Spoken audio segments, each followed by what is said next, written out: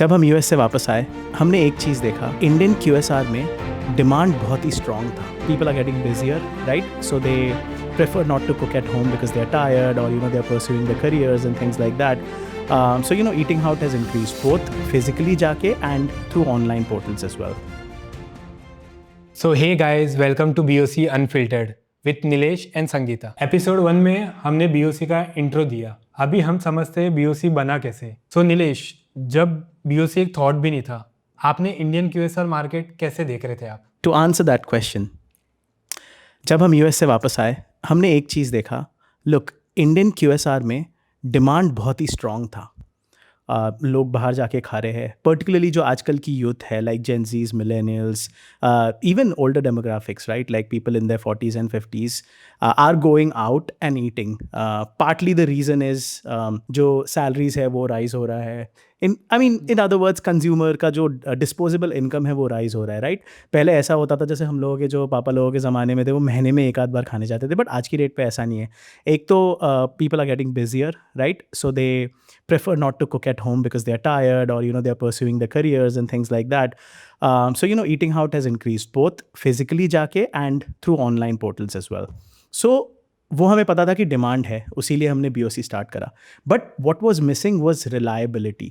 Now what do we mean by reliability, right? Like आप जो आपके लोकल ईटरीज वगैरह पे जाते हो, वहाँ तो खाना मिलता ही है, वो सब चीज़ें है ही, एंड मे बी कुछ 20-20, 30-30 सालों से चले हैं, but they are those one of restaurants that are out there.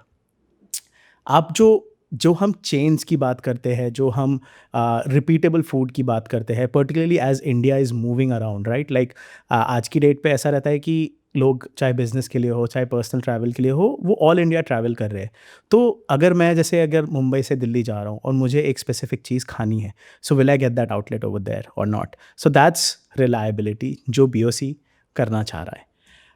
और यही हमारा फिलॉसफी था, right? Can we make food relatable, repeatable, keep the quality consistent, and price conscious as well, because India is still a price conscious market.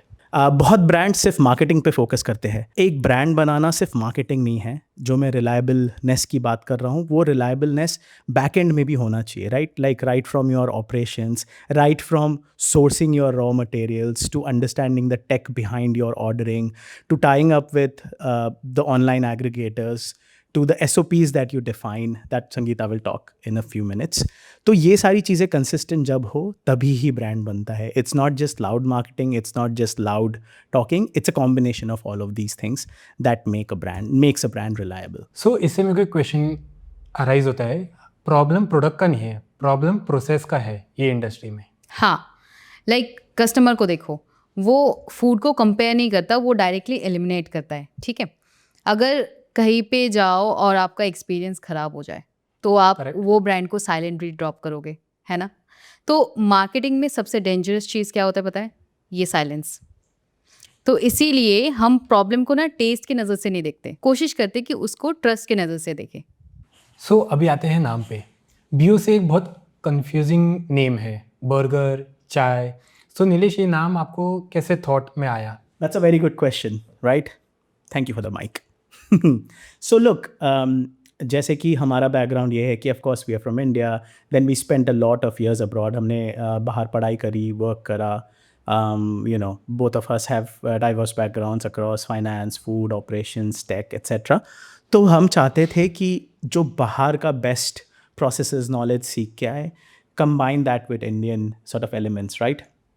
इस पे जैसे मैंने पहले भी कहा है, इंडियन फूड तो बाहर गया ही है and it's become so bland, so soulless, right? Like हमारा चिकन बिरयानी या बटर चिकन, इसमें जो ऑलरेडी इतना अच्छा होता है, बट आप लोगों को तो पता ही वो बाहर जाके थोड़ा ब्लैंड हो जाता है. तो हमने कोशिश करी कि जो बर्गर्स फॉरेन हैं उन्हें लाया जाए, उसमें सोल डाला जाए, end of course mix that with चाय. जो इनहेरेंटली एक चाय क्या होती है? चाय एक इमोशन है. चाय इंडियंस को साथ लाती है, राइट? लाइक हर जगह, चाहे वो टपरी पे हो, चाहे घर पे हो, चाहे दोस्तों के साथ हो, चाहे ऑफिस के ब्रेक्स हो, चाहे जो भी हो, chai is that connection that brings India together. So that's why BOC burger और chai, it's a mix of both the world's.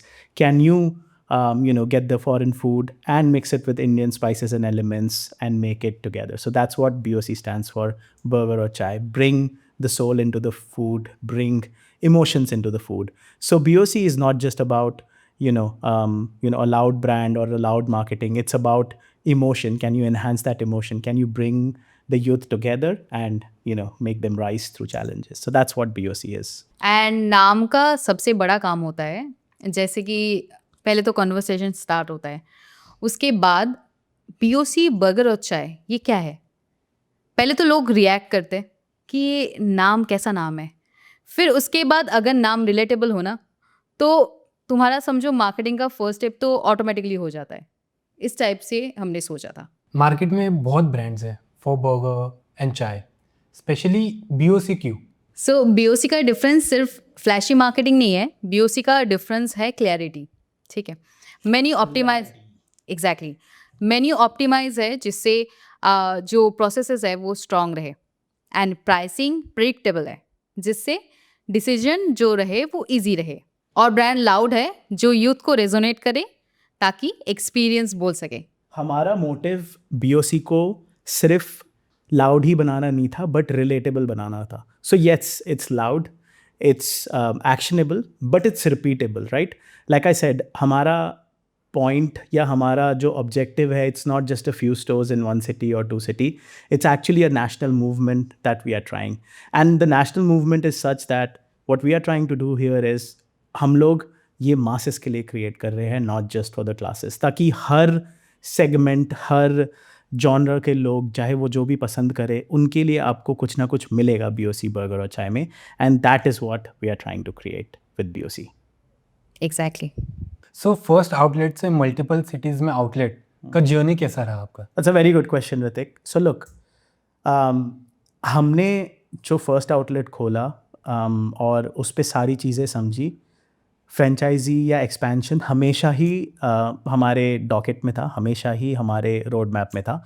But वो ऐसा नहीं था कि 2 या 3 महीने में चालू कर दो. हमने एक आउटलेट खोला, उसका सारा डेमोग्राफिक समझे, जैसे ऑपरेशंस कैसे रन करे, कस्टमर्स कैसे आए, उनके लिए क्या डिस्काउंट्स रन करना है, उन्हें क्या खिलाना है. मेन्यू भी चेंज हुआ. पहले 3 महीने में तो हमने शायद 10 या 12 आइटम्स को स्क्रैप करा, नए नए आइटम्स डाले as per the need, right?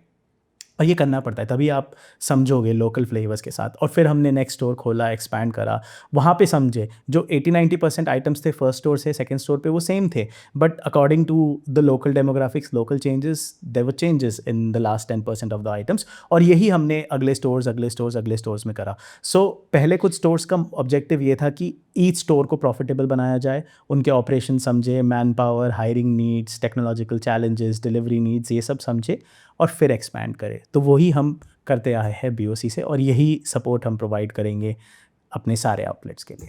So BOC का हर एक न्यू आउटलेट एक टेस्ट होता है. ठीक है, ट्रेनिंग, सप्लाई, लेआउट, ये सारी चीज़ें जो है रिपीटेबल होनी चाहिए हर एक आउटलेट के लिए. तो हमें लगा कि जब सिस्टम सिटी चेंज होने के बाद भी काम कर रहा है तो स्केलिंग का एक अलग ही कॉन्फिडेंस आ गया. तो उसके बाद बस देखते देखते 100, 500, 1000, Exactly. 5000. एग्जैक्टली 1000+ स्टोर 2020 मैं 5000 2030. की बात कर ली और तुम 1000 की बातें कर रहे हो.